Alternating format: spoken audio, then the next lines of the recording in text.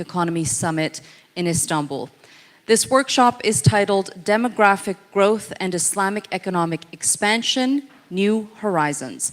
And I would like our audience that are with us here today to lean in, to engage, to question, to connect, because that is what is going to make this experience exceptional. The leader of this session is going to project some QR codes on the screens just behind me, and we will require for you to use your smartphones to scan those QR codes to engage in this session. So without further ado, please join me in welcoming the speaker of this session, the Executive Secretary at the Strategic Thinking Center for Islamic Economy, Dr. Iman Shadi.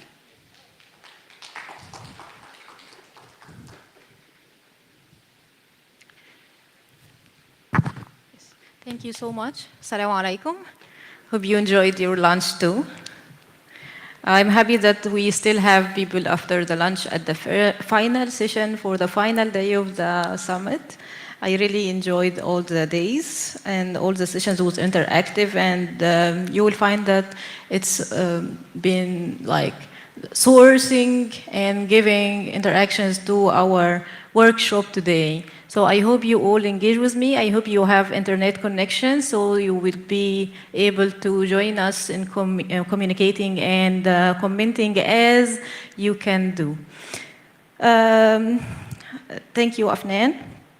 I'll build on the words of Mr. President and some other excellencies who said at the first day, Mr. President said that we as the OIC countries almost share less than 11% of the total trade, international trade. However, we are 25% of the world, almost 25% of the world. And His Excellency Dr. Mahmoud Muhyiddin also mentioned that the capacity building is the issue. We need to capitalize the demography. His Excellency Sheikh Abdullah also mentioned that using the technology and the current capacities, we should do this to amplify our work. His Excellency Dr. Admire also mentioned that the most important thing is to know how to finance a project on the long term. This is actually all brings us to strategic thinking. This is the Strategic Thinking Center, and I am happy to be with you here today to introduce the first workshop of our center. Thank you for the slides. Okay, where should I point to move it?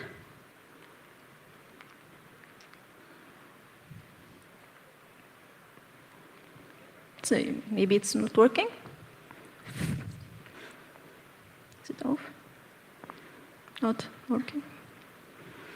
Okay, our agenda today, we are going to tackle 5 topics mainly. The first topic will be about demography, concepts, importance, and institutions, and we will have a nice game. I hope you like it too. The second topic will be about the contemporary, thank you so much. Contemporary demographic reality of Muslims. The third topic will be about factors, the economic and social impacts of Muslim demographic growth. And the final topic will be about projections. And I'll depend here in Pew Research Center data that is projecting Muslims numbers in the world from 2010 to 2050. Let's start by the ice-breaking game. Would you please scan the barcode? And let's play together a little bit.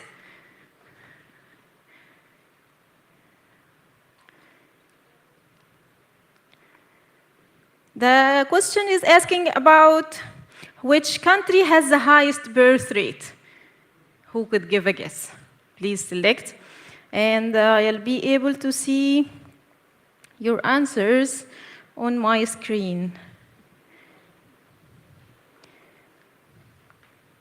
Nice. Okay.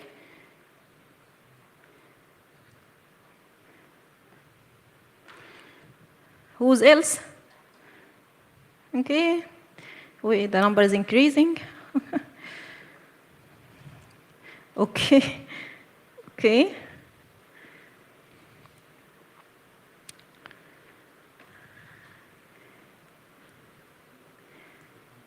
Any more answers? Okay, the options are the Central African Republic, the Niger, Somalia, Democratic Republic of Congo. And actually, we had 46% who voted for Central African Republic, and only 23% for Niger, 15% for Somalia, and 7% for Democratic Republic. The highest birth rate goes for Niger. Thanks for who voted for Niger. But actually, all the other countries are following Niger in the percentage for 2025. So if we are talking in order, the Niger comes first, then the Central African Republic. So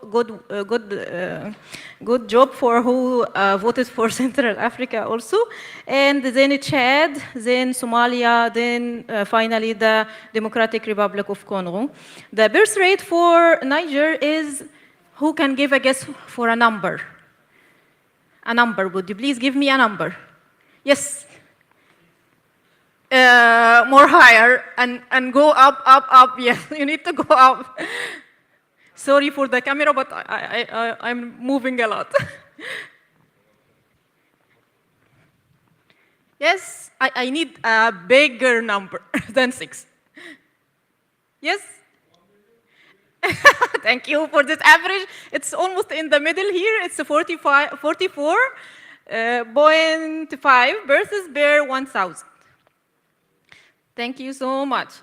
We have some workshop rules, and of course you all are aware of that, and actually we can jump in. But I need your support in 2 things.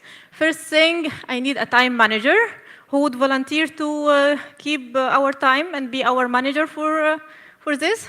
Can anyone volunteer? Thank you. Your name?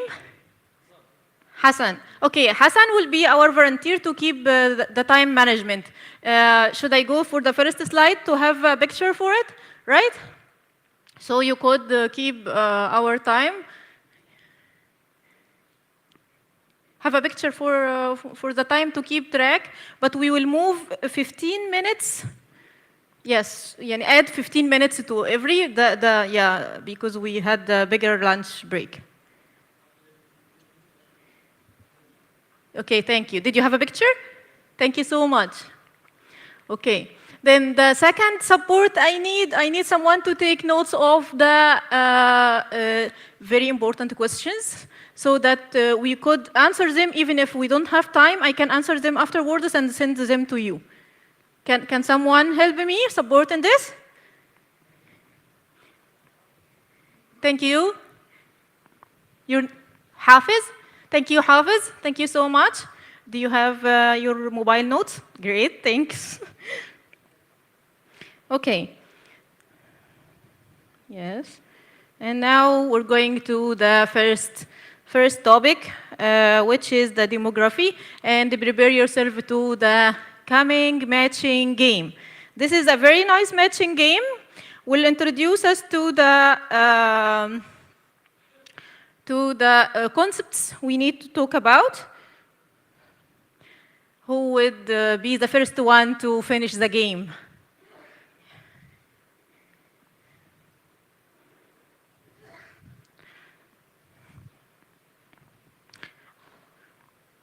I'll do it with you.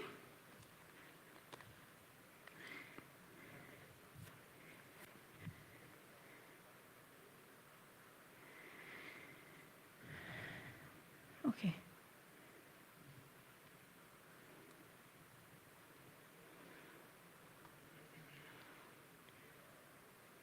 You don't have internet access? Oh, you can have translation. Yes. Would someone support us here? We need the translation. Most welcome. Yes. Do you need translation also? Do you need translation? Okay, thank you. Oh, would you like some tea or something? Okay, thanks.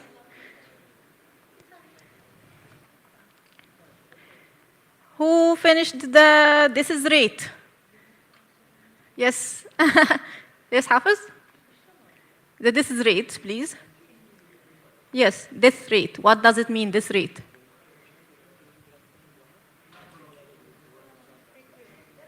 Bear 1,000. Yes, thank you so much. And who's going for the birth rate?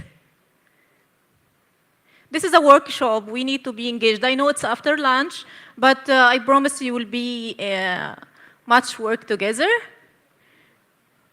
This is a small version of my workshop. So we have a full one-day workshop that is more energized.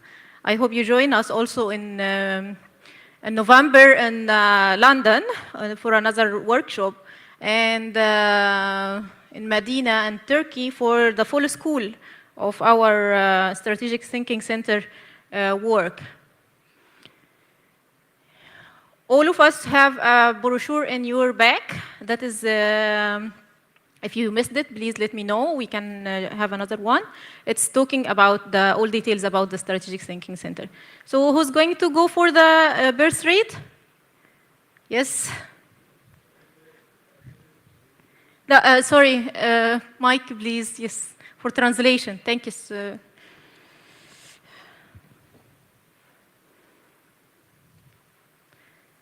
Not working.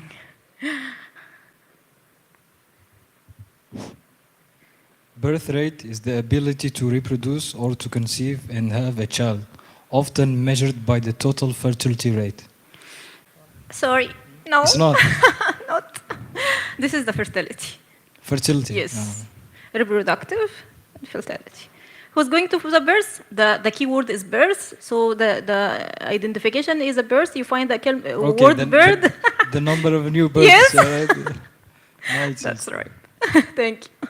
Nice. Okay. Who's going for? Okay, you have done 2 now. Who's going to migration? Easiest one. Easiest one. Who's going to migration? Yes, go ahead.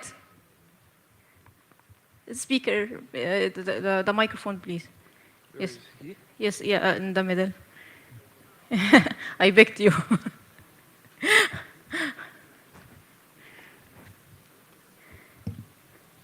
The movement of the individuals from one place to another, including internal migration and international migration. That's totally right. Thank you so much. Your name and position, please. Mohammed from Chad. Chad? Yeah. Okay, great. Thank you, and nice to meet you, Mohammed. You're welcome. Demographic change. Demographic change, yes. Sorry, 1 minute. Second. Yes, demographic change. Refers to change in the number of composition of population due to birth, death, and migration. Again, another try. Demographic change, right? The demographic change Yes. in Refers to change in the number or composition of the population due to birth, death, and migration. days and migration, right. Thank you so much. Okay, who's going to go for demography, our first and important concept? Yes, please, here. I'll go down a little bit. The distribution of the population by age groups, which helps in understanding different social needs. Yes, is there a problem? Okay. I can help you. Okay, thank you so much. Yeah, thank you so much for helping, yes. Thank you so much, that's totally right. And now we have the last one is age composition. The easiest one also, the second easiest. Age composition. Sorry, I didn't ask you for name and sorry again, yes. Please introduce yourself. Manal Al-Haddad, consultant in family business. Thank you so much, Manan. Okay, who's going for the last concept, age composition? Yeah? Here, last one is the last. Yes, please. please, here. Age composition, the destination of the distribution of the population by age groups, which helps in understanding different special social. Thank you so much. That's right. شكراً. Would you please introduce yourself, please? سحر زكي مهندسة وباحثة. Thank you so much. Okay, now we can move on to our importance of demography.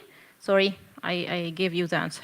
The importance of demography, also there is, it's not a game. You can share your insights and we will be able to see them. At the final barcode, we'll share our experiences all together. Would you please scan the barcode and give me your insights?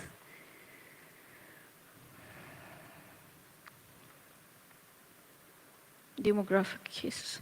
The importance. No one came up yet. The Padlet is open. You don't need to register or something. Only access the barcode. It will access directly. Any problems with accessing?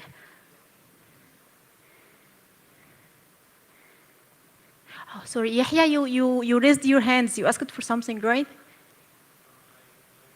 Sorry, yes. I wanted to answer, but it's okay. Oh, okay, then I'll give you the chance to read your answer in this one. Is it okay? Okay, thank you.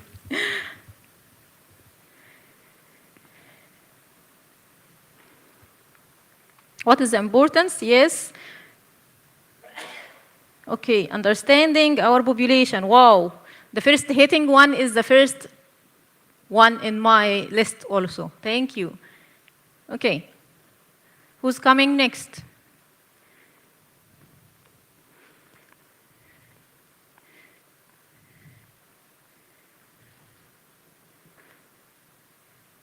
You can also comment in each other. If you agree with someone who wrote something, you can do just like for them. So it means that 2 votes for the same. We don't need to repeat the same in writing. Birth rate. Okay, demography supports effective policy making and sustainable growth. Wow, I understand the population distribution helps in uncovering hidden insights.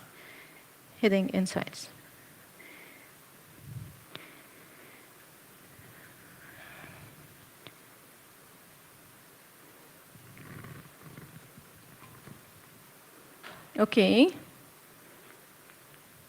Okay. New market, new opportunity. That's great. Who wrote this one? New market, new opportunity. Wow, that's great. Yes, this is the goal why we are here. Thank you, Hafiz.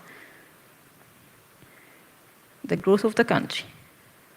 It helps us to understand the trend. Yahya, did you write yours? Yes, would you please give him the microphone? Knowing and understanding demography helps us in identifying the conditions of a specific group of people. Therefore, we can make a better market decision tailored for them. That's great, thank you. This is very insightful.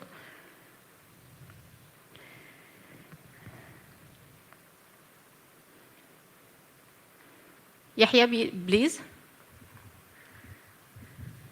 So demography makes us understand the people in a country or an area, like how many there are, their ages, gender, where they live, and more.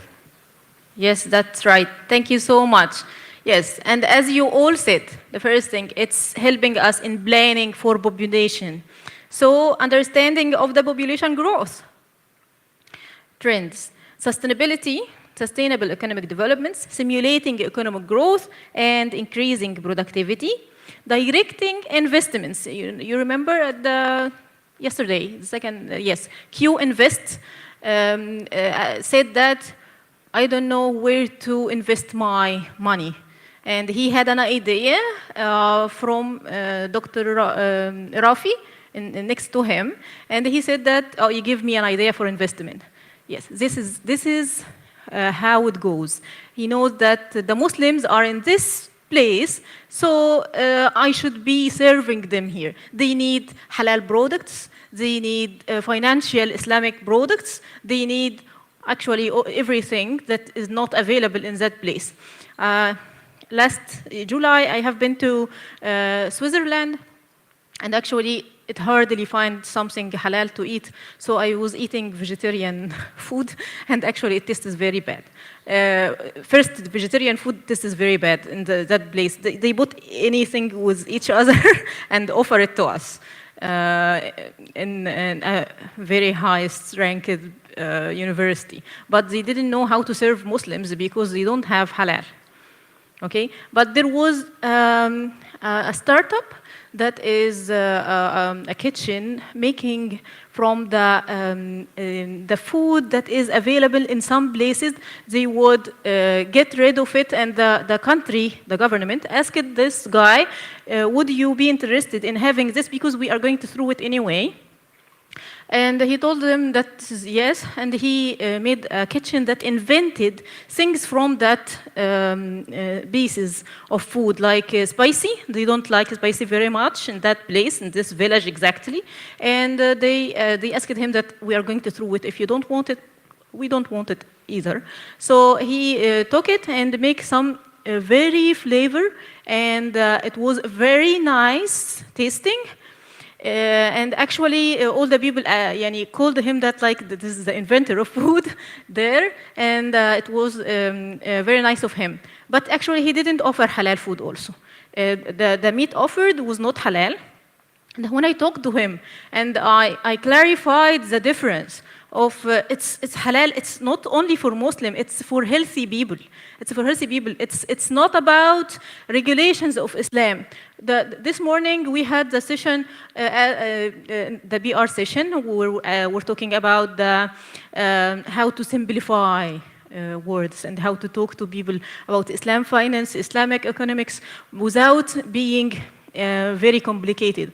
So I just made it to him that we have a slaughtering way that it goes this way, and you have the slaughtering way that is going with shocks, which make the blood in the animal's body still there, and this is contaminating the food, and it is not healthy for everyone, not only for Muslims. That's why Islam forbids this.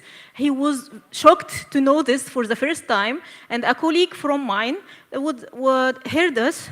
She told me, "Would you please repeat that again?" She was first time to hear that slaughtering is the difference. It's not about something else. And she was shocked to know that she is eating bad food, actually. So we need to do that. This is what we are trying to do in the center, trying to inform people, not only the people, the executive ones from the Islamic economic institutions, to think strategically and to apply these tools strategically to reach people and where to reach them. This is what we are trying to do, and I hopefully want to be part of that. I am pleased to be. Okay, institutions that work on this. Who works on any of those institutions? The institutions that work on demographic projections. Does any of you work on any of those institutions? Hi? Does anyone work on those institutions? No, actually, yeah. Okay. Would you please share your experiences? Have you been before? Did you see any website? Did you pass by any information about organizations that work on the demographic projections for religions or without religions, only demographic projections? Okay, I'll go to the website. What are the institutions? No one yet? No one yet scanned the barcode?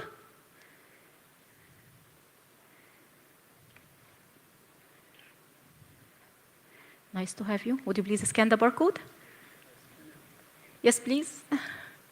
Try to play with us. Nice games. I hope. I hope it's nice. Yes, American Field Services, if it's a change. This is nice and new to me. Thank you so much. I'll check this and add it to the list if yes. Pew Research, this, and I am depending on this Pew Research data projection, as mentioned this morning, or actually a few minutes ago, on data that we will work together on analyzing some of its numbers or percentages, as you like, in few minutes. More?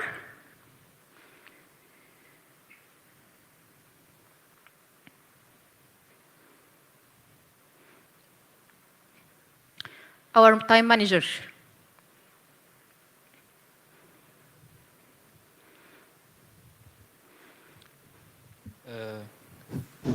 I don't know how I should be keeping the time, but I think we are a little late. Okay. Because we were supposed to finish the first topic at 3:10, and by now we should be in the second topic. And now we are still on the No. We are moving 15 minutes late because of the break. We started at 3:05 almost. Okay, now I understand, yeah. Yes. Okay, so the specialized entities, the Pew Research Center, as one of you mentioned, and the Population Reference Bureau. Okay, the second topic, the contemporary demographic reality of Muslims. We were going to talk about nice numbers here. As Mr. President Erdogan said, we are almost 25% of the population. Yes, we are 24.9% of the total population of the world. And this represents a number of 1.9. And this is projected to be 2.9 by 2050. So this means a big change in demographic growth. And this means a lot for all financial institutions because they need to know where is the coming huge number, the peak. They want to work on the peak because it will serve their interest. And they want to work on the services they need in such places. So we will handle some non-Muslim countries at the end, and we'll see what is going on about Muslims in France in few minutes. Okay, the Muslim population distribution in continents. The following table shows the distribution of Muslims in the continents according to the Pew Research Center data 2010-2020. This is different data than we will work on. It is noticed that the Muslims are concentrated in Africa. So here in the Middle East, the MENA region, we have 93% of Muslims. In Asia, Sub-Saharan Africa, 31%. Asia and the Pacific, 25.7%. But if you look at the North America, if you look at the Latin American and the Caribbean, it's almost less than 1%. This means we are minorities in other continents, but the bigger continents are the two continents actually, but it's according to the distribution here, it's 3 lines, but Sub-Saharan Africa, Asia and Pacific, and the MENA region. So this means the work should be where? For the research centers, Ibn Khaldun University, for the financial institutions, for other investors. The demographic differences. This is a nice topic, I like it. The demographic differences between Islamic and the non-Islamic countries. This is the data of the Pew Research Center. And we need to go together in the QR code. You will enjoy this so much. Please, yes, if I'm hindering your barcode, please go ahead. Is the barcode accessible for the last one in the line? Is the barcode accessible? Can you check that? Yes, thank you so much. Okay. When you open the data, you will find side called counts, and the other side calls numbers. Count and percentage, sorry. It chooses which direction do you want. Do you want to see the numbers? Then it choose count. If you saw a percentage, if you need to work on a percentage, and with your colleague or mate side to you, you can discuss what does the meaning of this percentage or this number. I'm trying to make it more participatory workshop. So if you don't have a colleague, maybe you could join. If you would like, join anyone. Yes, please.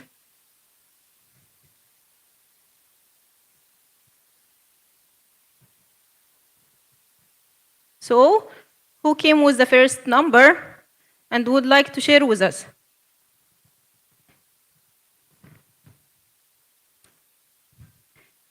Your internet isn't working? Okay. Yes, please, Yahya. Oh. I noticed in Poland 2020, they have 18.5 thousand Muslims. 18.5 million. No, 18.5K. Okay, you should say this. Yeah, I said thousand. Okay, sorry, I didn't hear. I'm so sorry. I think it's growing gradually because I went there and I saw a big community of Muslims in Poland, and I hope they grow more. Okay, could you check 2050 for Poland? Is it still 218? It's 81.9K. 81. So it growed almost. Actually, more than double. Yes. Yes. Okay, so it's growing, inshallah. Gradually, yeah, this is exactly. projection. This is a projection. Yes. Would somebody else would like to interpret a percentage, maybe? Okay, for the time purposes, we'll go. This is the comparison between the demographic growth between regions. You want me to go back? Okay.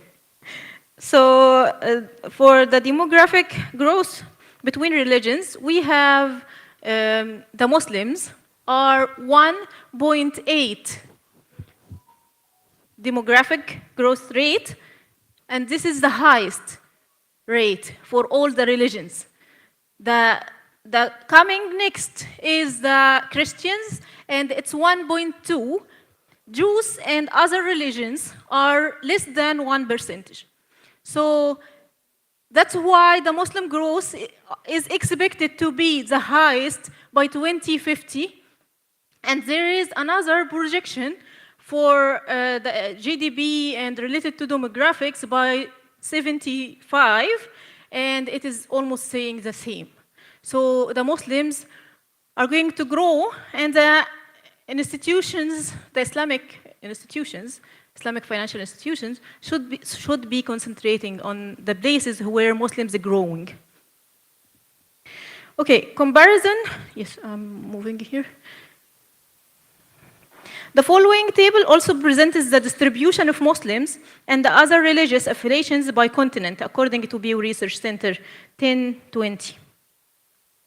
Here, it's almost the same percentages, but I want to highlight that in Europe, is this working as a pointer? No. So in Europe, 2010, you can find the percentage in red or pink, 5.9. They should be grown to 6.8 by 2020. So the Muslims are growing on Europe, and this means a new market, like someone commented just a few minutes. The Muslims are growing. This means a new market in Europe for financial, Islamic financial services. Halal services should be provided there. Okay, even among the ones, the Muslims, new Muslims, who are not adhering fully to Islam, they are following and not following the rituals.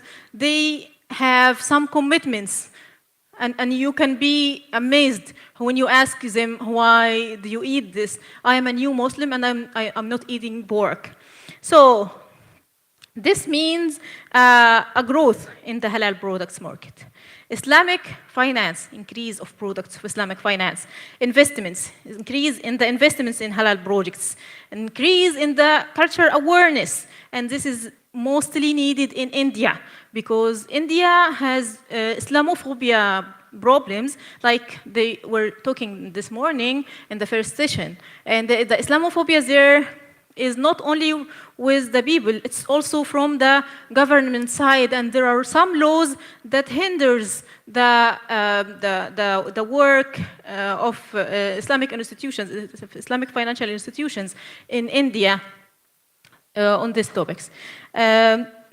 More compliance and more companies that are in compliance with Sharia standards and international trade, especially the intra-international trade. Do you know that the intra-international trade among the OIC countries does not meet 11% yet? It is still below the 11%. And the COVID-19 affected it very much, and it was decreased in 2020, 2030, 2022, and 2023, I'm sorry. And halal tourism, use of technology, all this will increase the among the people who are not adhering to religious rituals. The third topic is about factors and the projections of demographic growth among Muslims.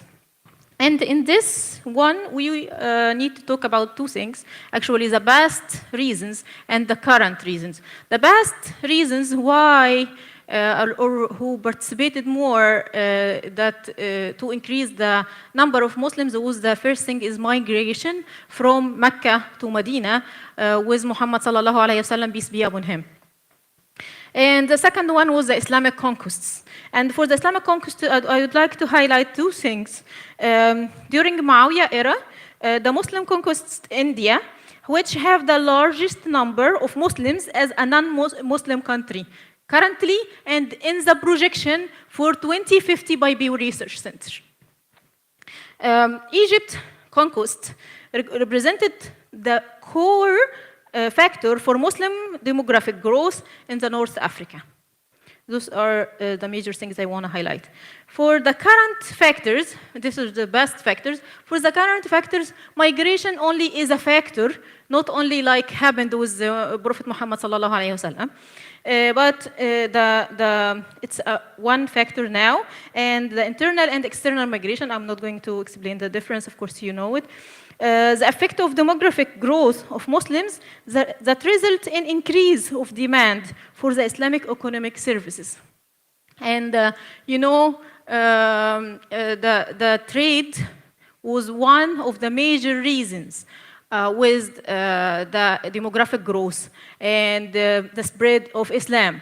When the traders and the merchants were traveling and sitting in some countries by the sea or other places in Africa without the sea, they were talking and behaving in good manners. So people asked, what religion are you following? They liked what they are doing. They were good messengers for Islam, actually. And that's made the growth of Islam go rapidly during their trip of trade. The other reasons, yes, we can, before other reasons, we can go for the migration rates.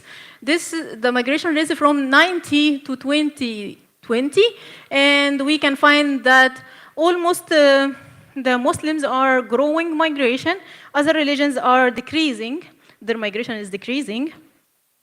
However, we could say that it's Muslims' migration was almost half the Christians' migration from 90 to 2020.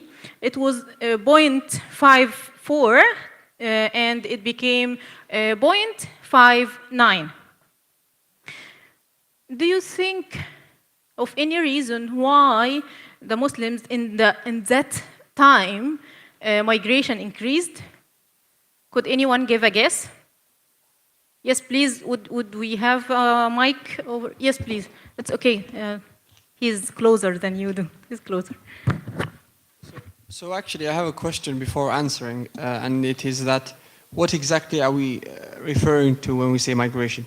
So intermigration, so Muslims in Muslim countries to other Muslim countries, or specific maybe other non-Muslim countries, or just general, leaving their country and migrating. So is that what you're referring to? This is general migration of Muslims, okay. yes. So my answer then would be that naturally it seems that a lot of international world conflicts have That's been great. occurring in Muslim countries. Yeah. Maybe that goes to the reason that a lot of Muslim countries Yeah. are strategically centralized in the Yeah. world, and so they're very important.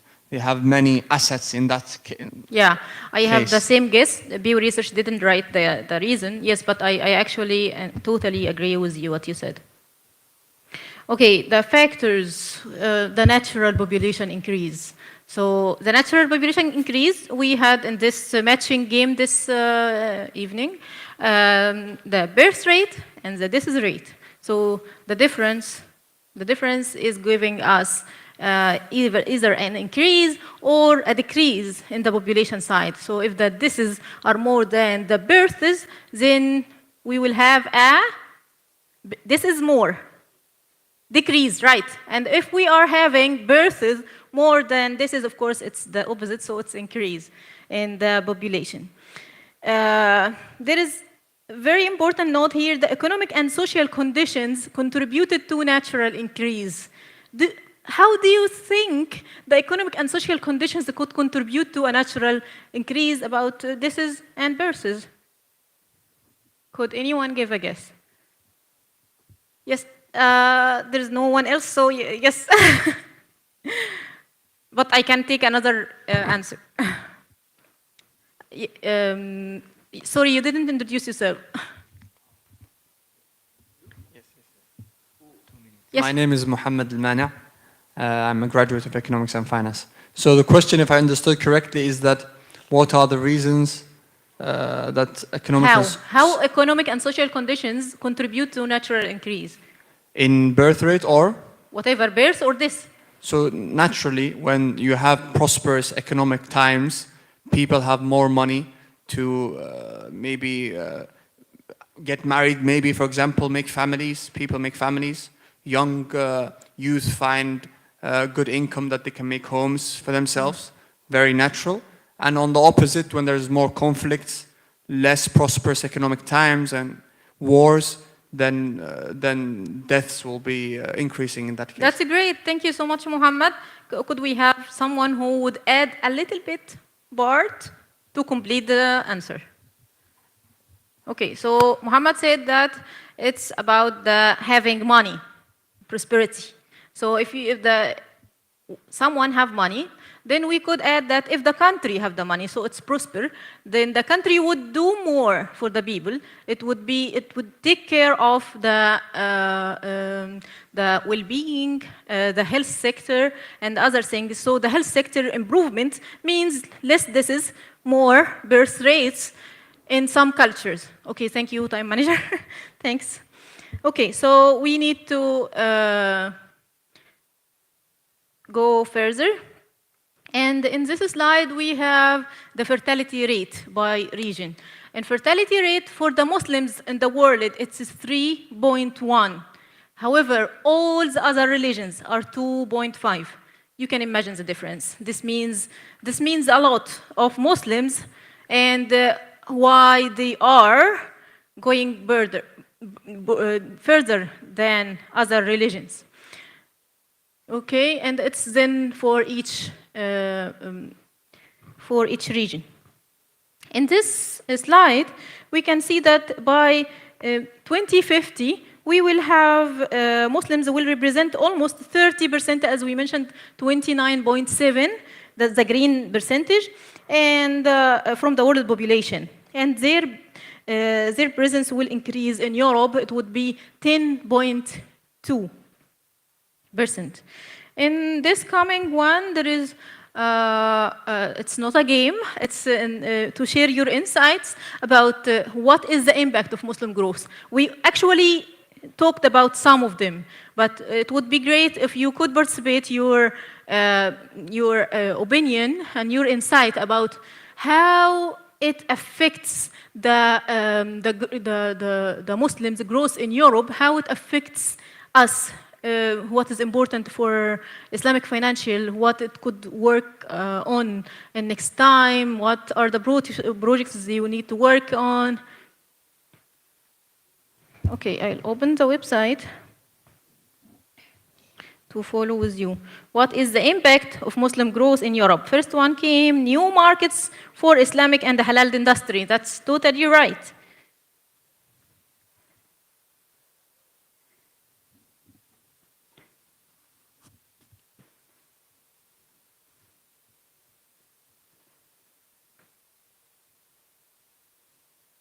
I'm waiting for other answers.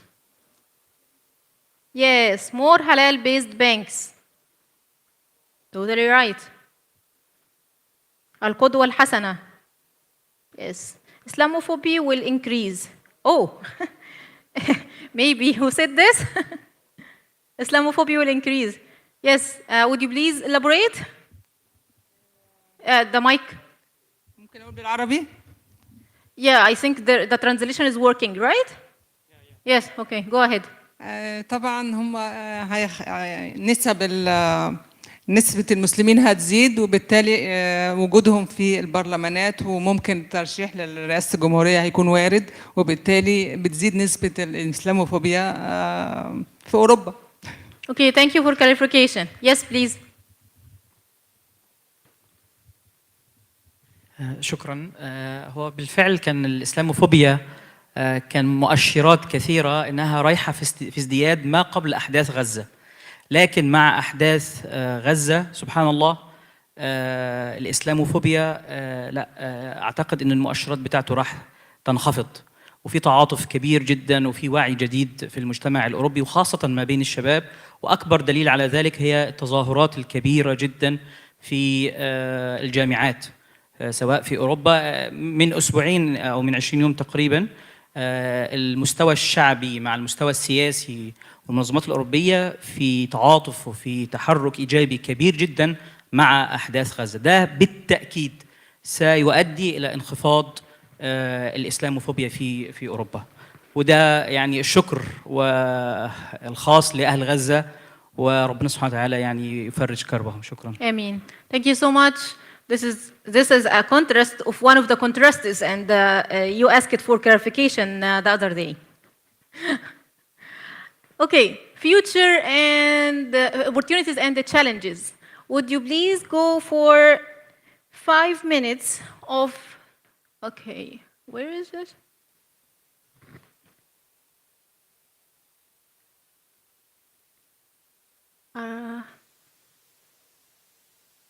Okay, thank you so much. There are 2 slides missing in the presentation. Maybe there's something wrong. No, it is not here.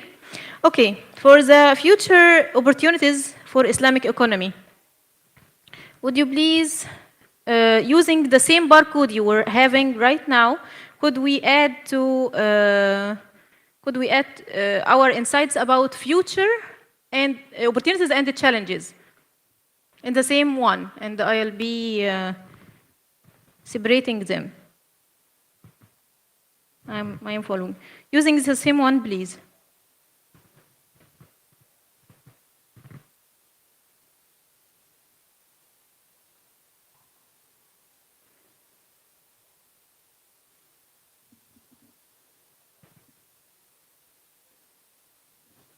On the same barcode, would you please share your insights about future opportunities or future challenges? You can say C or O and write your insights. Thank you so much. When you have numbers, you control everything. The narrative, even the narratives in everything else is in your pocket. Okay, thank you. someone wrote in Turkey, and actually I'm not good in Turkey at all, so I should translate this to English. Yes? Ah, okay, thank you so much. I'll try to translate it. Fragmented regulatory institutions. What? Mike, please, here. Thank you so much for being so fast. That's not working.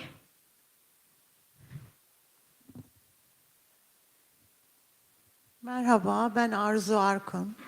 Bence tek çare nasıl Avrupa Birliği varsa Müslüman Birliği olmalı. Hem de resmi olarak olmalı. O zaman hem daha güçlü ve birçok şeyi başarabiliriz. Ama tam birleşmemiz lazım. Would you please translate? Tekrarlayabilir misiniz? Nasıl Avrupa Birliği varsa resmi olarak Müslüman Birliği de olmalı. O zaman daha güçlü oluruz ve daha her şeyi başarabiliriz diye inanıyorum. Yani eninde sonunda inşallah olur. She's saying that Sorry for others to understand. Would you please have a mic for Afnan, please? A mic here. she's saying the Muslim world would be much stronger if we had a union similar to one that of the European Union. Okay, don't you imagine that OIC countries, Evet. OIC, our Muhakkak. organization, and it is ranked second after UN in strongness, but it's not acting the way you want. I know that Evet. you mean to be more powerful Evet, and daha iyi having olabilir. more intra-trade. Evet, power. Yes. Big power. Yeah. Thank you so much. İnşallah. Please introduce Evet, yourself. İnşallah. Evet. Ben Arzu Arkun. Bu ikinci katılışım. Çok güzel geçiyor. Devletten emekli oldum yeni. Evet. My name is Evet. Arzu Akgün. This is her second time attending the AlBaraka Economy Summit. She said that it's been very productive for her, and Devletten emekli oldum. And- 657 sayılı. yes, she is retired from being a government servant. Okay. Nice to meet you. Thank you so much. Evet. Evet. Okay. Ben teşekkür ederim. Burada We- bulunmaktan mutluyum. Thank you. We'll go for the fourth topic. Okay. The fourth topic, we are talking about the economic and social impacts of Muslims, demographic growth. And in here, we will have 5 groups, and I'll show the first barcode for each group. We will work on, this is the instructions first, we will work for 5 minutes. Each one of you will comment, put a comment in the insights of the Padlet page you have already for one of those topics. So please read the topic and choose one.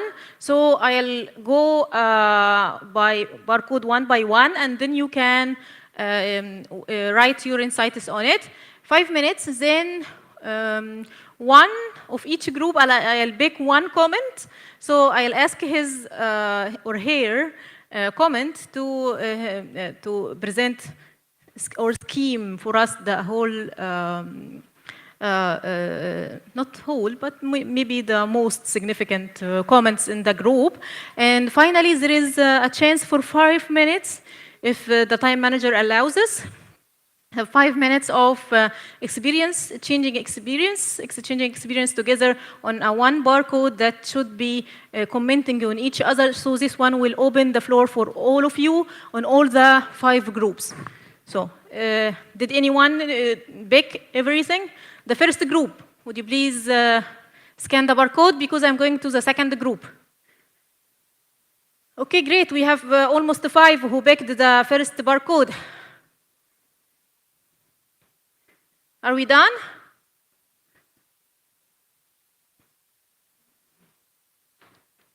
Okay, the second group. Effects on resources and consumption. The second group. Okay. The third group. Effects on services and infrastructure.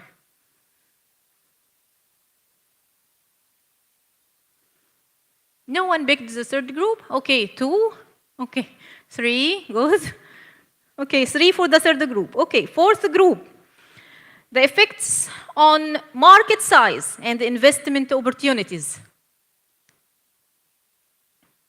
I can see that there are more people who are choosing the fourth group.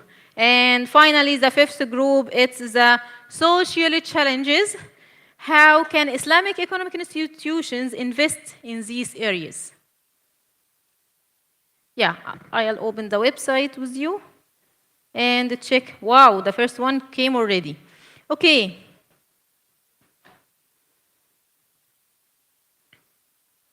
We'll have 5 minutes, so I can leave you with the 5 minutes. But if you want me to change screen on any barcode, please let me know. Thank you so much for translating. Thank you.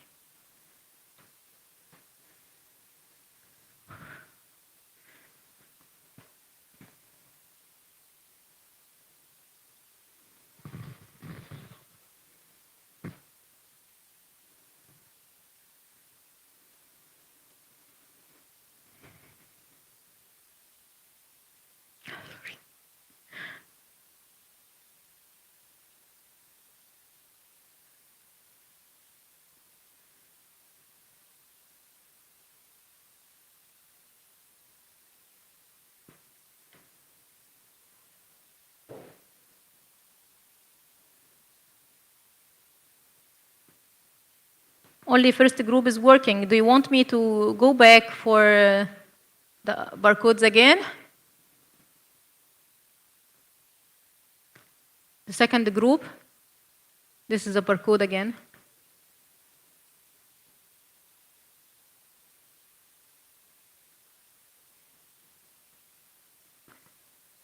Yeah. Okay. The third group,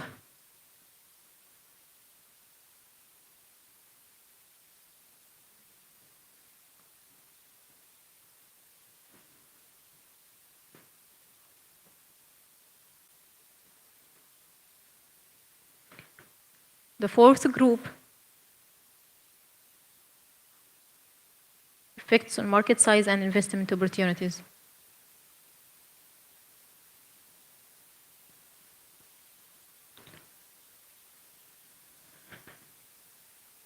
Okay. The fifth group, wow, the fifth group is working already and it's very active. Thank you so much.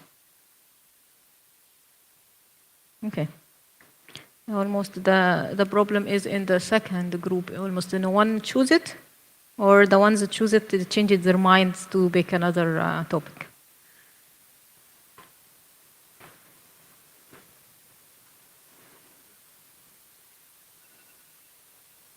Yeah, thank you so much.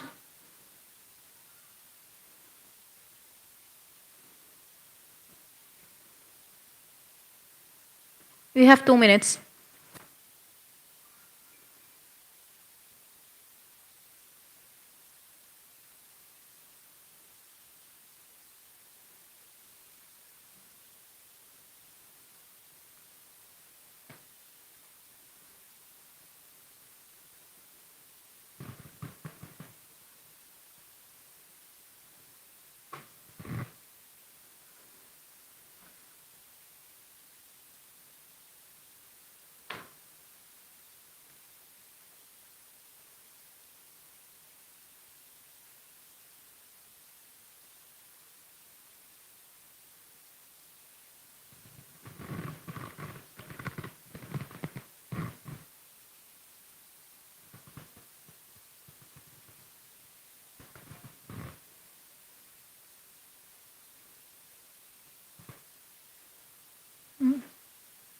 Nice comments. I like it. 1 minute to go. I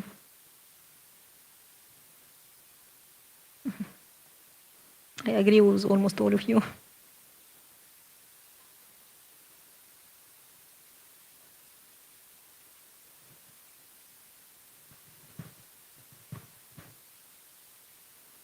Okay.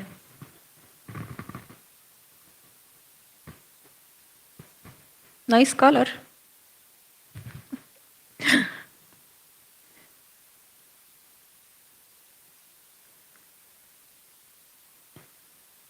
Okay. 30 seconds.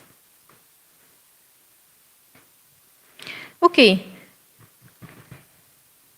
The first group would help is creating new businesses for Muslims and then creating jobs. So both GDP and employment rates grow, creating new investment tools in banks and the financial markets. Who is the owner of this comment? Would you please read the other comments, or the most significant ones for us? Another line, blue. Yes, please raise your hand so he could give you the mic. Yes, thank you. Should I read the other comments? Would you please introduce yourself and then read the Okay, comment? I'm Rabia from Algeria. I'm PhD student here in Istanbul Technical University. Nice to meet you. Nice to meet you too. So should I read the comments or? Please pick the most significant ones. You have 4 minutes. Okay.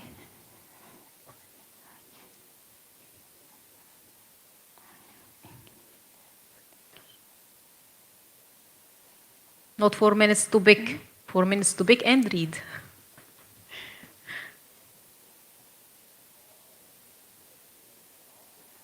It's actually all saying the same thing, like engaging the production and investments. Okay. And targeting customers like Muslim people and creating supports for them. Okay. To balance demand and supply. Mm-hmm.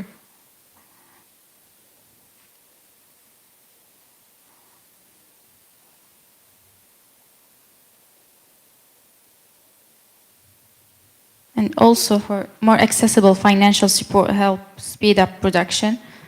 This is also a good comment.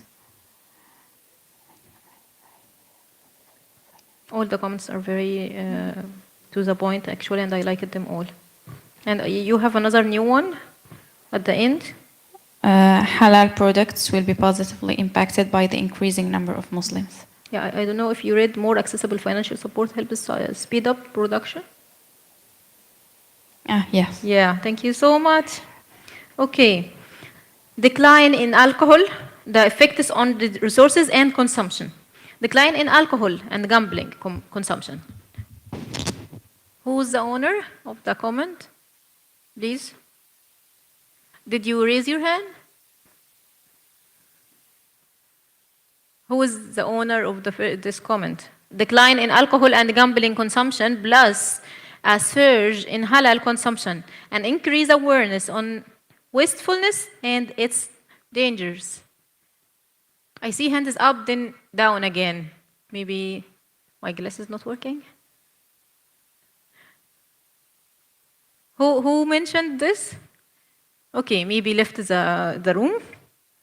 Let's pick another one. Reaching economics of scale. Who is the owner of this comment? Yes, please, behind you. Would you please first introduce yourself? Second, please introduce yourself. Then second, let us know what is reaching economics of scale mean. Then you can take us to the comments. Salah Ashur. Not working. Yes, thank you. Salah Ashur. Assalamu alaikum. Alaikum assalam. University students, business administration from Palestine. Economics of scales mean efficiency in production, efficiency in consumption. Okay. That means reaching economics of scaling. Yes. It means efficiency in production and efficiency in consumption. Okay. Allocating scarce resources for the benefits of the community and future generations. Thank you so much. Would you please add this part also when you finish this word? Would you please add this part also to your comment? You can add this part to your comment. Okay. Thank you. Okay. Would you please, take us through the other comments, please. Okay. Decline in alcohol and gambling consumption, plus sugar and halal consumption, and increase awareness of wastefulness and its danger. Should I read the one in Arabic? Yes, please. There is translation and it's working. Okay. توسيع سوق المنتجات الحلال لزيادة الطلب على الغذاء الحلال، مستحضرات التجميل والأدوية، السياحة الدينية، ازدياد أعداد الحجاج والمعتمرين، مما يرفع الطلب على الموارد مثل الإقامة والنقل والمياه، الخدمات المالية، نمو قطاع الصرفية الإسلامية لتلبية احتياجات الشرعية. تمام. It can help people use resources wisely, avoid waste, and buy only what they need. Okay. Other one, we have to find out different ways to produce things and change the mentality towards the consumptions as idea. Thank you so much. Okay, the third group. Okay. نعم هناك الكثير من التحديات. Yes, there are more challenges. Who is the owner of this comment? هناك الكثير من التحديات. من صاحب هذا التعليق؟ Who is? Who is the owner of the comment? Okay, not here. Okay, it may be covered all over the world. Satellite, طريق الحرير وطريق التنمية والطرق البحرية. Who is the owner of this comment? Yes, please. Go ahead and read the other comment. نعم هناك الكثير من التحديات. The services and the infrastructure would be provided on a much wider geographical area. It may be covered all over the world. Yes, thank you so much. Yes, I read this already. The fourth group, I'll pick the nice colored comment. Market size would be bigger with growth of demographic, and this will lead to more investment opportunities naturally. Who is the owner of this comment? Yes, Hafiz, please go ahead.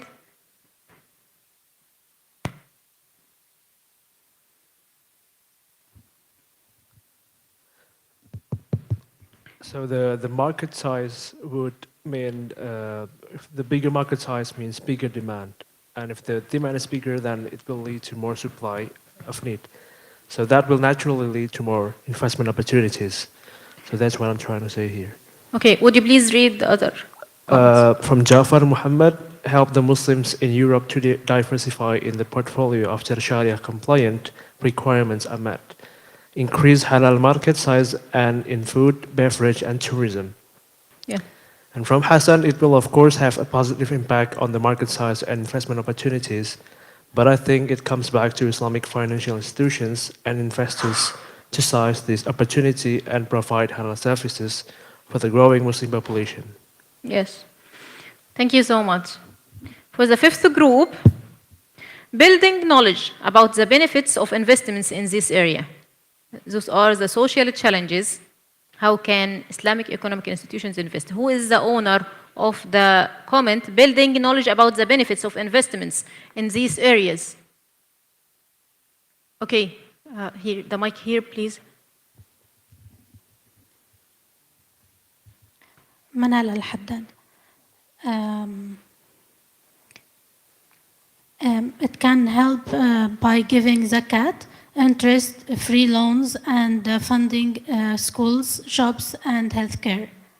Okay. Collaboration and integration in every stakeholders in Islamic economic institutions to make regulations and same perspective and goals. Okay. There is another comment on this comment. Yeah. Islamic economic institutions invest in microfinance and small businesses, agricultural development, renewable energy, health and education, and social housing. Okay. You still have time. Yeah.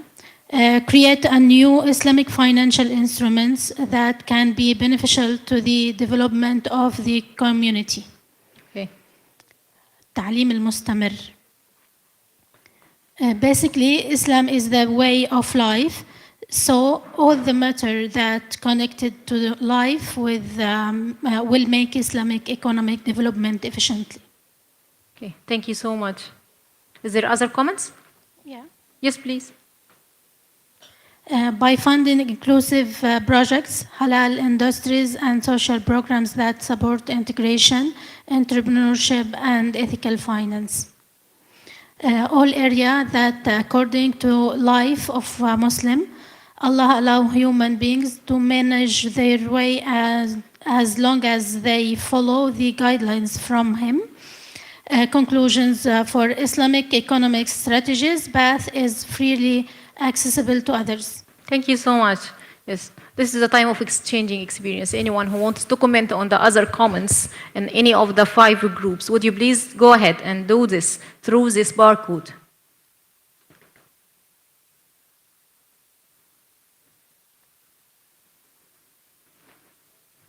Yes, please. Would we have a mic here, please?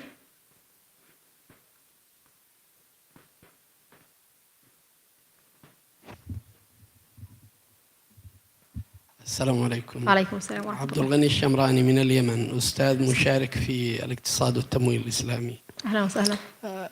أعلق على رقم 2، الأثر على التوزيع والاستهلاك. كلما زاد السكان كان في ذلك خير، فهو يزيد من التنمية الاقتصادية، لأنه كلما زاد العدد زاد الطلب وزاد الإنتاج ويزداد معه النمو. وما أتى به مالتوس في نظريته، نظرية مالتوس، ثبت خطأه، لأن الإنسان الخيرات تزداد. الله سبحانه وتعالى خلق هذا البشر في هذا الكون وخلق لهم ما يكفيهم، ولهذا كان الإسلام يحث على الزيادة. تزوجوا الودود الولود فإني مكاثر بكم الأمم. وكانت مكاثر ومباهن بكم الأمم. مباهن بكم الأمم أو مكاثر، يعني أحدهما. أيضا النبي صلى الله عليه وسلم يقول أيضا في القرآن الكريم، الآيات القرآنية كلها تذكر نحن نرزقهم وإياكم. آية واحدة فقط قدمت رزق الآباء على الأبناء.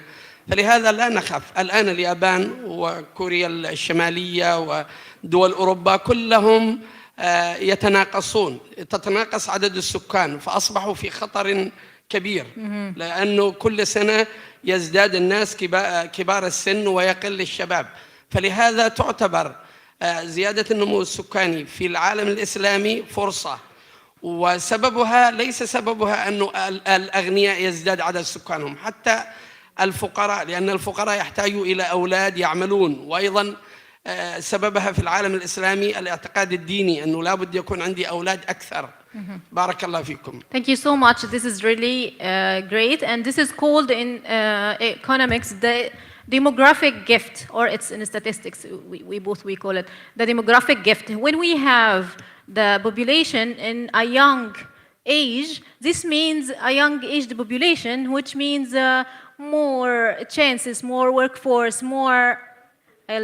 I'll elaborate more on some parts of that in the coming few slides. And this is actually for the Islamic world.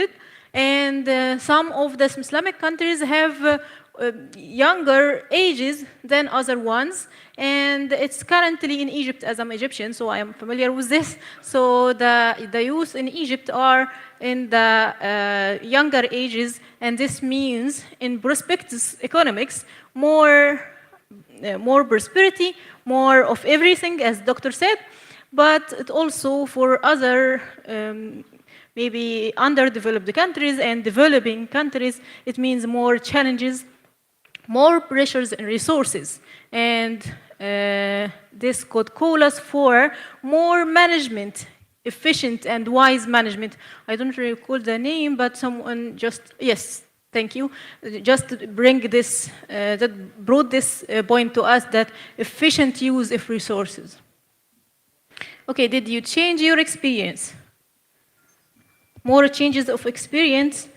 You could do like or comment on the other groups, the 5 groups, by adding the plus on the comment itself, not in the header. So you can add a comment to the comment already.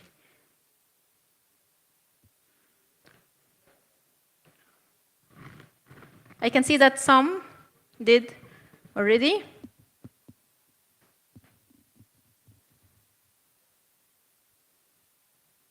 We have 5 minutes to do exchanging experience.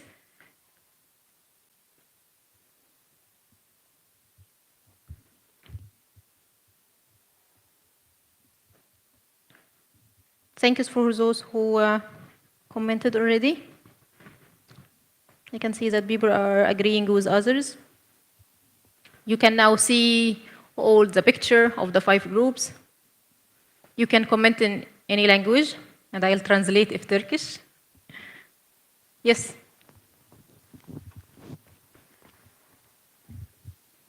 I'm going to comment on the fourth group about the opportunities that will come up after the demographic growing of the Muslim community. It comes back to the financial institutions, Islamic financial institutions, and also Islamic investors. I think it's their duty even to provide these services, halal services, to this Muslim growing community. Yes. It should be also the goal of these financial institutions to make it more easy for Muslims to reach halal products, to reach halal economic life. And this is, I think, the main idea of why even the Islamic economics exist, to make it easier and more Sharia compliant. And that is the best thing that Islamic financial institutions can provide for these growing communities. Yes, thank you so much. We still have 2 minutes. You can write your comment or you can raise your hands and can share your experience with us.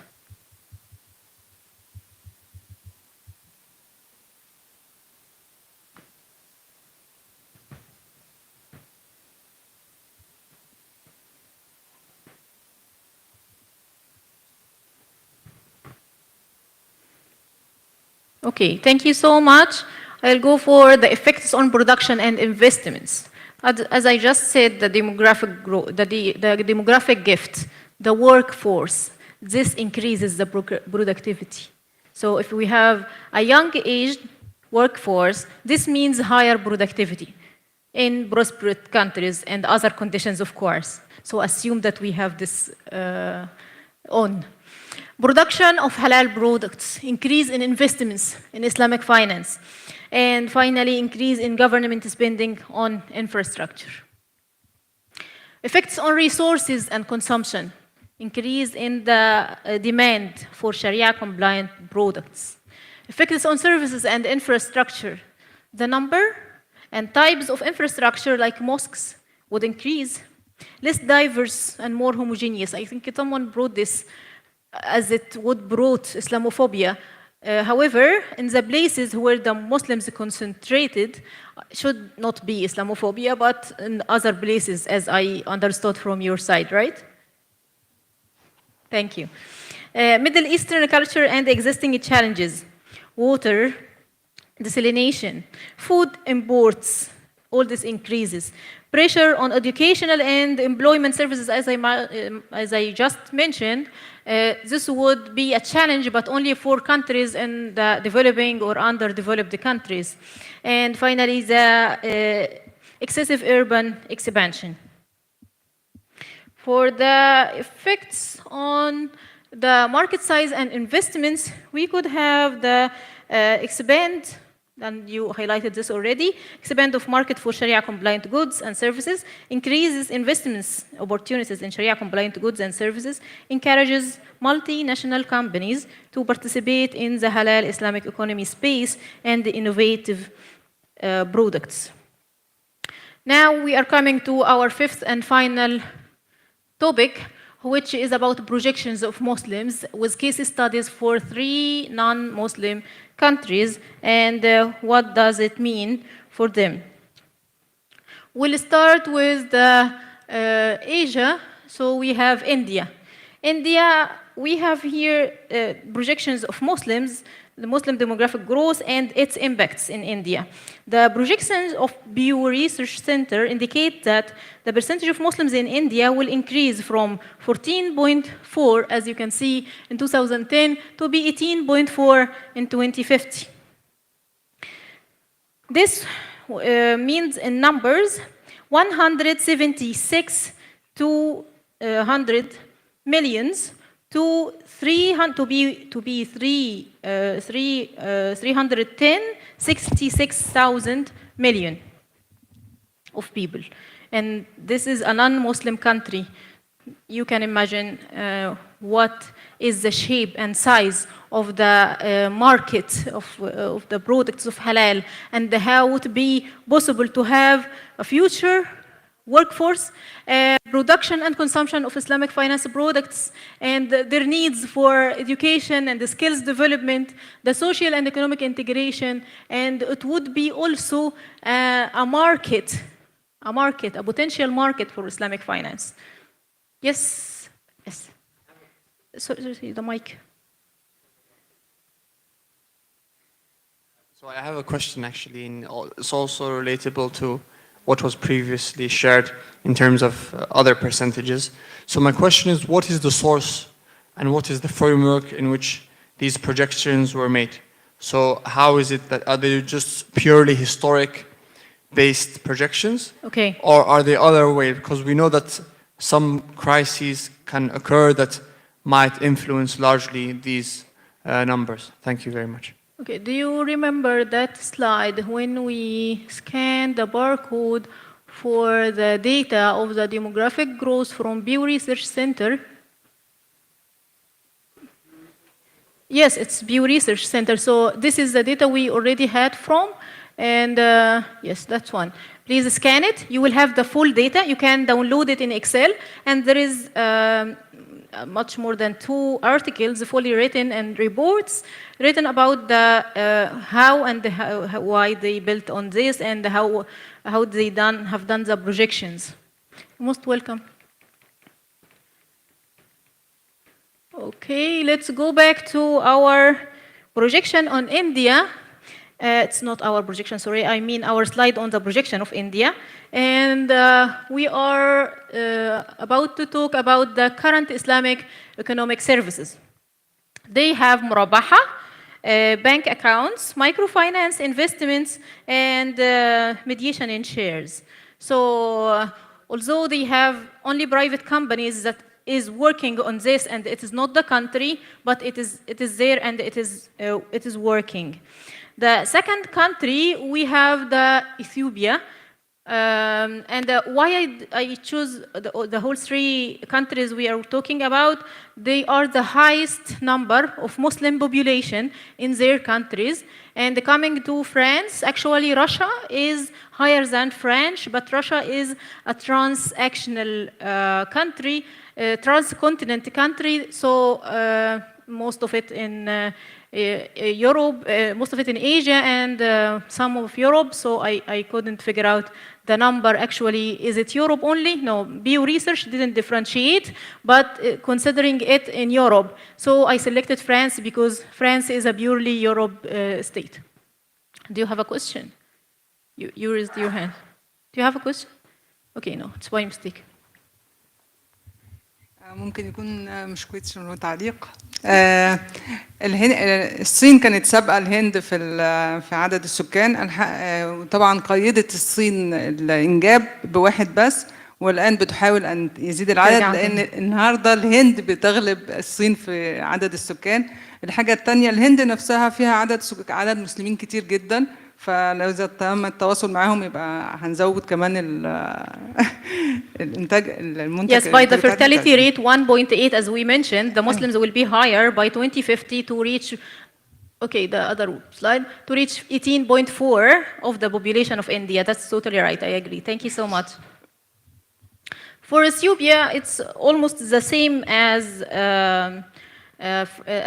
India. It's increasing, so the number of Muslims from the total population of the country is increasing, and it's increasing from 34.6 to 39.9 by 2050. And this means a number of 26 millions. It will grow to be 57 millions, almost. The current service of Islamic economy are investments, microfinance, bank accounts, and murabaha. The effects of Muslim demographic growth in Ethiopia are, we have, of course, as we mentioned, future workforce, production and consumption of Islamic, increase of production and consumption of Islamic finance products, the urban migration. This would shape the shape of the country itself and who would be concentrated in cities than the other regional or rural places. Education and the skills are a need from the investors and the other institutions of finance would work on more in that. Social and economic integration, and finally, investments in infrastructure.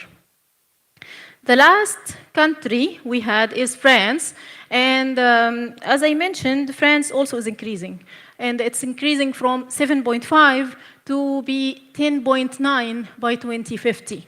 And this means, as you mentioned earlier, that a new market, new people, more people, new markets for Muslims, for halal products, for Muslim investors and others.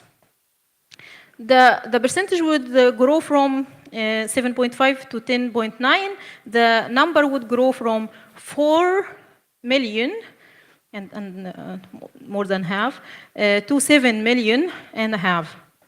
The current services of Islamic finance are saving, investments, home financing, and sukuk, murabaha, ijara. The adjustments made by law, and the totally opposite of the country itself. India government is not in the side of Islamic financial institutions. The France government is in the side of the financial institutions, the Islamic financial institutions. And those three ones were made after 2008 till last year, the three amendments or adjustments of the law that created a more encouraging environment for the financial investments of halal products. This takes us to what does it mean for this is not the final presentation, so I read it from my iPad. What does it mean for Islamic economic executives? Okay, the Islamic economic executives, the first thing is leverage the demographic dividend by investing in youth training. Someone just said this. Entrepreneurship, as Dr. Wais mentioned yesterday, and women economic participation. This was mentioned yesterday's session also. Innovative Islamic finance products to serve low income and young population. This was highlighted in the middle session of yesterday also. And expand the digital financial inclusion. Target high growth Muslim markets like India, Nigeria, and France, with tailored halal goods, services, and partnerships. Fourth, support smart urban and social development through investments in education, healthcare systems, and infrastructures aligned with Islamic values. Adopt data-driven planning by building demographic analytics units and collaborating with research institutions for informed strategy.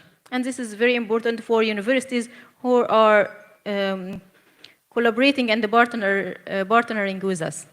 Okay, my concluding remarks, and then we'll open the floor if you have any more questions. The concluding remarks. The population growth achieves sustainable development through effective management and planning.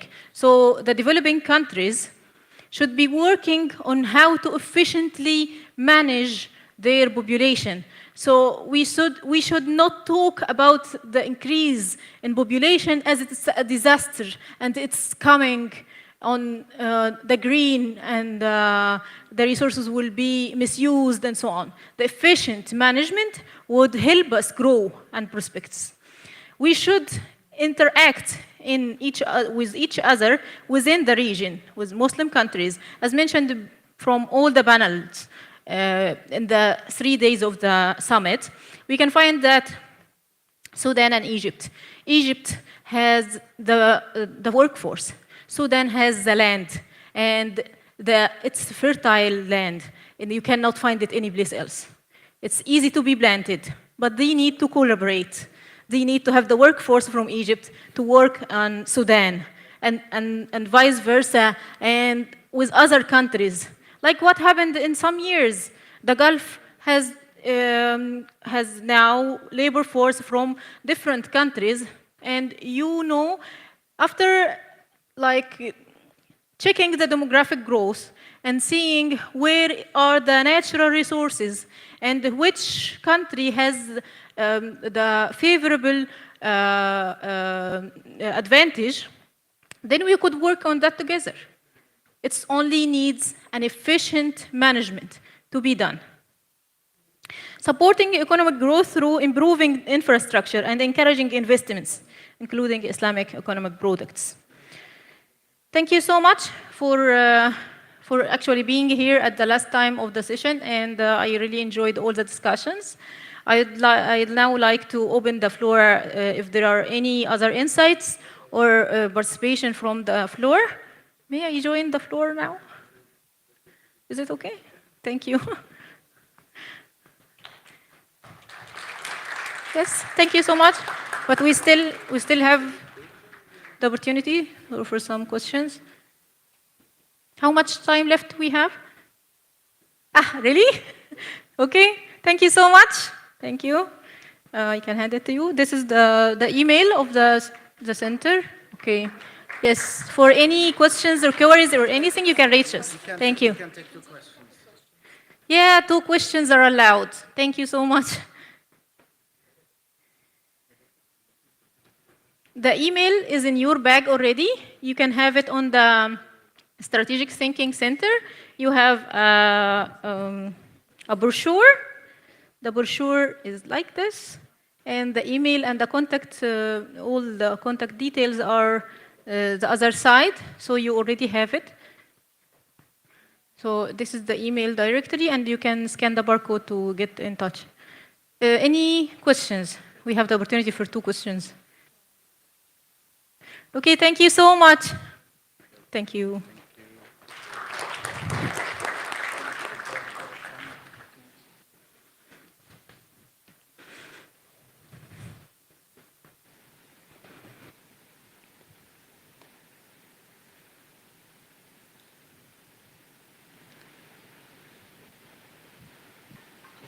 I'd like to thank Dr. Iman Shadi for that interactive session. I think it was just what we needed as our final session of the second Global Islamic Economy Summit that has been held here in Istanbul over the last 3 days. I personally enjoyed that format of having us scan the QR codes that were projected on the screens behind us in order for us to engage in the questions that were projected on the screens, because it really helps us to engage in the conversation, to get our minds thinking about the very crucial topics that are needed to be discussed about in Islamic finance to get ahead in the game, and of course to get our thinking caps on to reflect on issues that we normally might not ponder on too much about. So I thank you, Dr. Iman, for that very interactive session. I really appreciate it. Ladies and gentlemen, we've been here for the last 3 days at the Global Islamic Economy Summit in Istanbul of 2025, organized by the AlBaraka Forum, of course, with the help of their strategic partners and their sponsors. It's been a very productive forum, and we're slowly nearing the end. I'm just waiting on a couple of our respective speakers to come into the hall so we can get the final closing remarks of the summit. But overall, I feel like it's been a very productive session. What do you guys think? Have you guys felt it's been productive so far? Yeah? With a round of applause, if I can hear, if it's been productive, yeah? Right, so over the last couple of days, we've heard from exceptional experts from the world of Islamic finance that have traveled from far and wide to share their expertise in what's becoming a leading hub of Islamic economy. Istanbul, as we know, the Turkish president, His Excellency Recep Tayyip Erdogan, has had this long-standing project of making Türkiye a leading hub of the Islamic finance world. So we are getting there step by step, slowly but surely, especially with forums like the AlBaraka forum that's been held here in this magnificent city of Istanbul. We are globalizing and we are taking a step further in bringing the Islamic finance world to the global stage, where it's not just the Muslim countries that are participating in this project, but it also is, we're seeing more and more interest on a global scale, especially from the Western world as well. I think we can all agree, of course, that this summit has been a highly productive summit, and one person that we can thank for leading this platform is the Secretary General of the forum. So it is only fitting that we hear from him one last time. Dear guests, join me in welcoming the Secretary General of the AlBaraka Forum for Islamic Economy, His Excellency, Mr. Yusuf Hassan Qalawi. أهلا. السلام عليكم ورحمة الله وبركاته.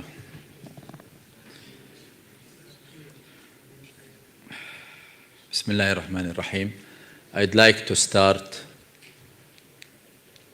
with apologizing for making you tired after 3 full days of work, especially during the weekend.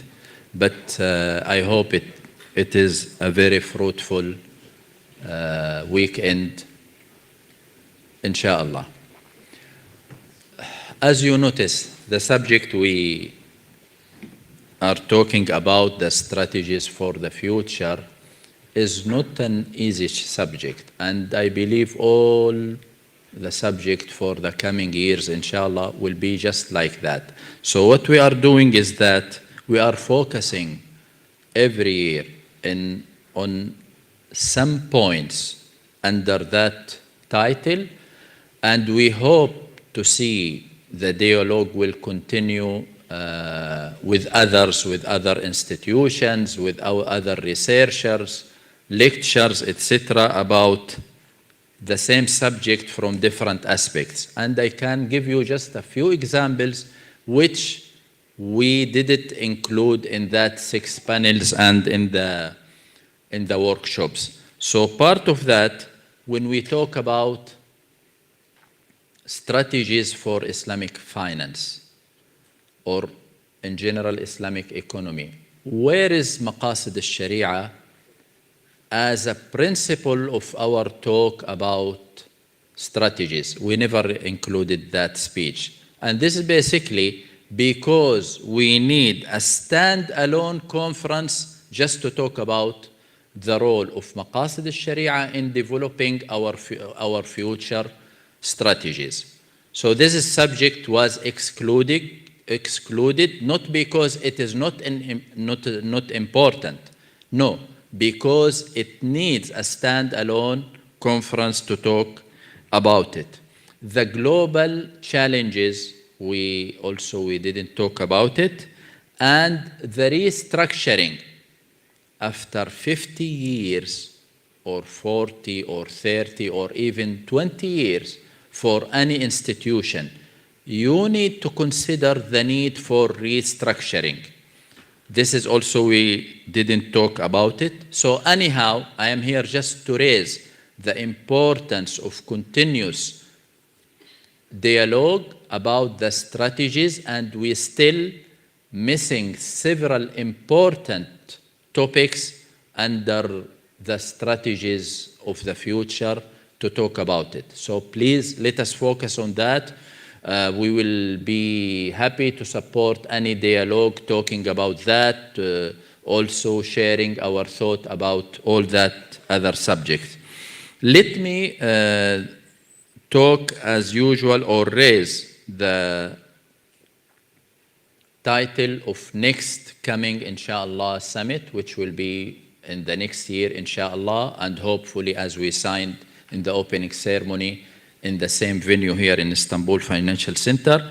And next year, we will talk about Islamic capital, the way towards development and impact. And this is a very important subject. We want to see how the Islamic capital will work in the next phase. For example, to understand the importance of that, if you review the investment done till today by the capital investment, by the investment funds, which is all of them Sharia compliant, I am not talking about the conventional, you will see the majority going to the advanced market, to America and Europe. And this is basically for many issues, including the readiness, including the risk, including everything. If this will continue, the development will never happen in our Muslim countries. So how we can create a roadmap to attract more investment, not from others, no, from the Sharia compliant investment. This is a major issue, and no one talk about it on that global level. We have different workshops. Personally, I've read very strong papers published in different places, but to take it on a global level, no, we never talk about that. So this should be the subject of next year, inshallah. And I would like also to remind you with the rest of our agenda on that year, we still have a third summit this year, inshallah, in London, and this will come by the end of, by this November, I believe. This is our third summit this year, and it will be the fourth in London, inshallah. We will have a reception in Dubai, and we have 2 symposiums. Those symposiums are very technical, and it is about important, very important topics, both of them, one of them academic and one of them very professional, very technical. It is in the area between finance and law. So it's very important to all bankers, to all lawyers again. Those are important, and we are going to add some also because we have many requests to host workshops here or a presentation about our index, inshallah. So we'll be happy to prepare for that in partnership with Istanbul Financial Center. And we hope, inshallah, after the summer, we host that. At the end, I really appreciate all efforts came through that event, especially from the team, different teams. We have different teams, alhamdulillah, work together. At the end, we have that strong event. So I personally appreciate all that effort, and I thank everyone, even if I know or I don't know, for everything happened to make that event happen. I appreciate the effort done by all the people, especially whom I don't know personally, on behalf of our partners, and looking forward, inshallah, to host you next year. And we hope next year we publish the date of the event early enough, so that especially for our guests coming from abroad, they can join, because I know this year many of them couldn't join because of the timing of that. And looking forward, inshallah, to host more and more events in that beautiful city of Istanbul. Wassalamu alaikum wa rahmatullahi wa barakatuh.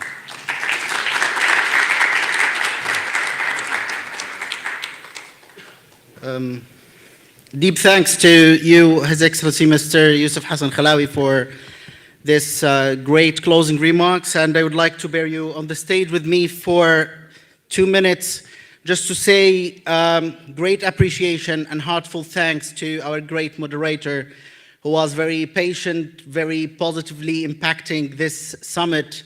And I would like to call her to the stage, Afnan Han.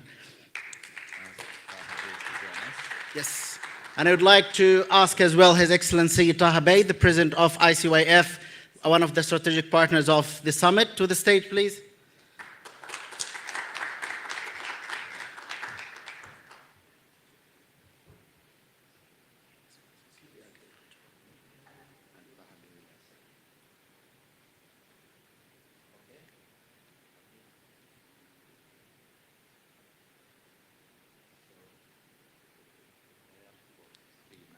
No.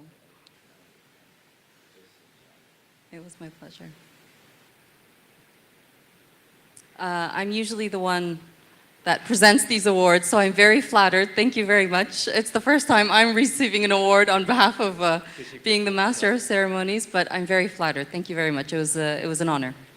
Thank you.